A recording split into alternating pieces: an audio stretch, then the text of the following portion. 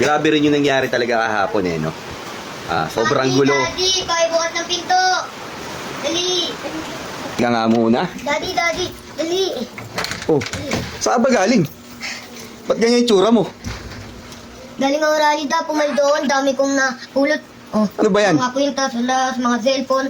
Oh, may kotse na tayo, daddy, oh. Tsaka hotel lot. Ha? Dami na natin kotse. Sira ulo ka talaga, puro kakalokohan. Ibalik mo yan.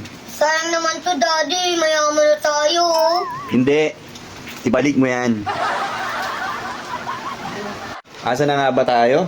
Doon na nga pala tayo sa rally. Dapat bukas ang pinto. Oh, ano na naman to?